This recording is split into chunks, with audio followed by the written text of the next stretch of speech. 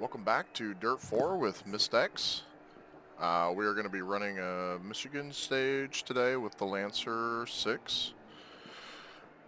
Um, this car for me and for many others is just infamously hard to drive. It just doesn't seem to really feel right, but I have come up with a tuning of my own that I think feels pretty good. So I'm going to run through it here real quick, and then I'll do the stage, which I think is like 5.5 kilometers. Did a few shakedowns already, and the car feels great. So, one thing of warning, maybe it depends on what your wheel is like. If you're using a wheel, the front end might feel a little wallowy, kind of because of the way it's set up. It doesn't bother me any. It actually feels fine. You can feel the front end wallow around a little bit sometimes, but I've also got my linearity set to like -9 currently. I've been at -5 for a while. Felt pretty good. I moved it down while driving the RS200 to -9. I like it quite a bit. That's in my steering linearity in the options.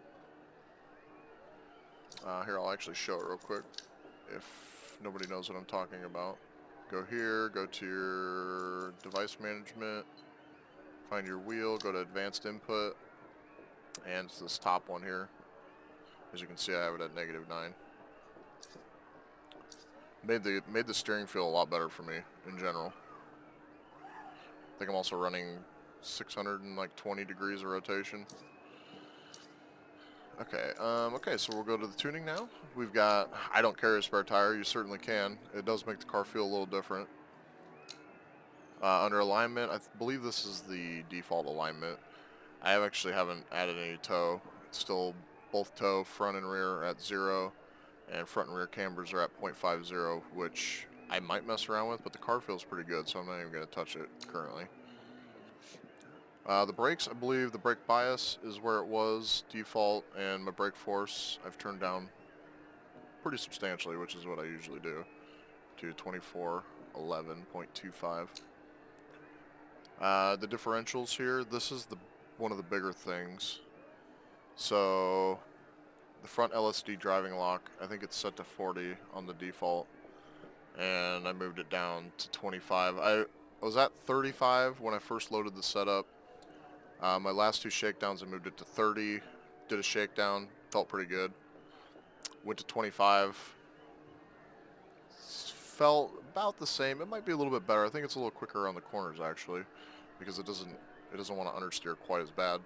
The thing about it is, once you turn this down, the front, you can still kind of feel the understeer a little bit, but you can steer back, and the car won't just understeer on you. It'll actually come back through it, and you can actually even get it to slide a little bit again. You'll see when I drive it. This is at 8% front LSD braking lock. I like it there. Feels pretty good. 0 preload. The center diff is set to strong.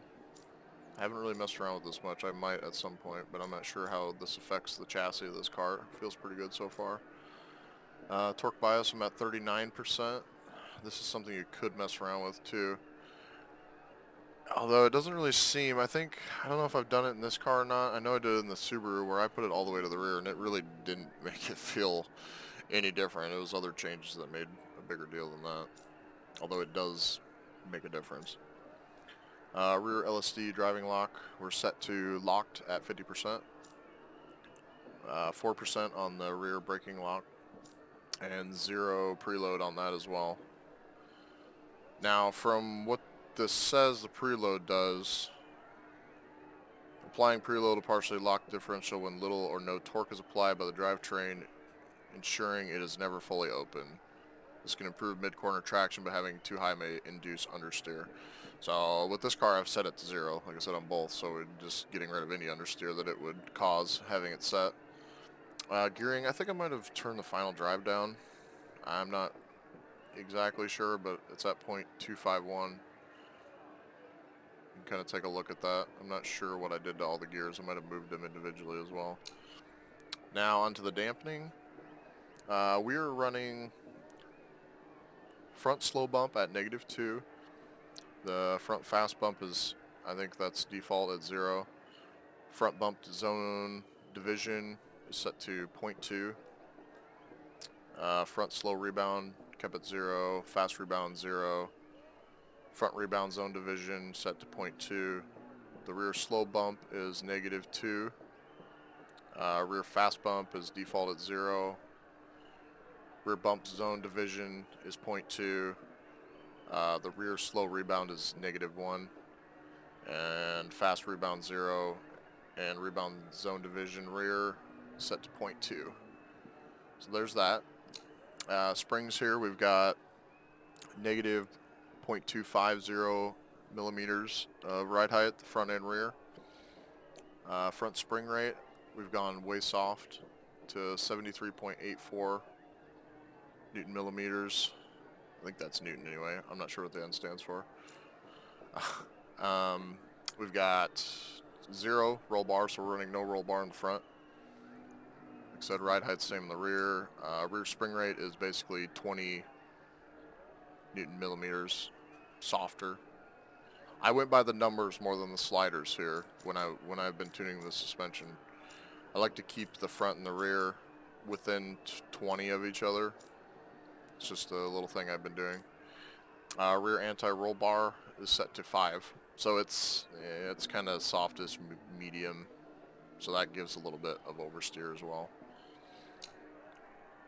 Okay, we're gonna go drive the stage now. Hey, we've got this one. You shouldn't have too much trouble, just pay attention. I picked Michigan since it's got a lot of fast 5, sweeping 4, corners. 3, 2, Some tight as well. go. Right 6 over crest, 200. Right 3. The more you loosen the front diff, the more it's going to wallow on you. 60. It affects your straight line stability. And right 6.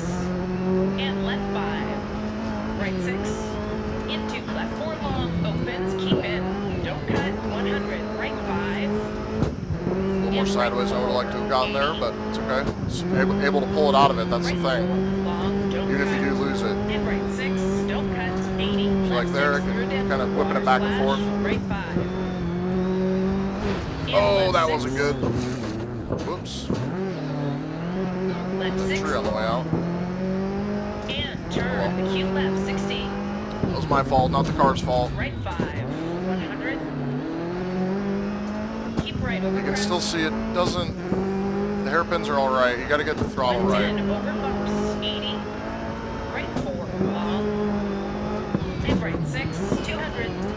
Been a while since I've driven Michigan. In, 200. Left 4 long. Keep in. As you can see though, you can throw it in more than you could with the default setup. It's still got its issues, but it's better. Left 3 long. Keep in. 250. It's drivable anyway. Right 3. Like there, with the brakes I was able to hold it in. Brakes in a downshift. Jump that tree. Right 5. And left 6. And right 4 over crest. 200. Left 6 over crest. Dip 80. I think the gearing could be a little Left 4. shorter maybe. And That's right decent 6. for here anyway. Left 5. 100. Right 4 long. Tightens. Keep in. Into left 6. Don't cut. Right 5. Keep right over crest. 60. Caution. Turn. Right 4. Bump. 60. Left 4 over crest. And right 6. And left 5. Right 6. Into left 4 long. Opens. Keep in. 100. Right 5. Into left 4 over crest. Opens. 60. Right 6. 150. Right 3. Into left 6. Post outside. Left 3 long. Keep in. 250. Over finish. Felt pretty good. I could still do a little tweaking with it, I think, but not bad. Alright. See how we did against the AI. Okay, stage times and current standings have been updated. Doesn't sound like it was a win. AI here in free play seemed fairly difficult. That was not bad for the accident I had. I am on Fearless. Only 2 seconds. Had I not crashed, I would have had that. That's okay. Okay, that's going to do it for this video of the Lancer 6. I hope this can be helpful, because this car is infamously bad in its default setting, or at least it's hard to drive. Maybe not bad, but I got pretty upset with it when I drove it the first few hours anyway. I got really upset the one night and pretty much rage quit, just flooring the car off the road, crashing it, watching it burn to pieces. But anyway, I will see you next time.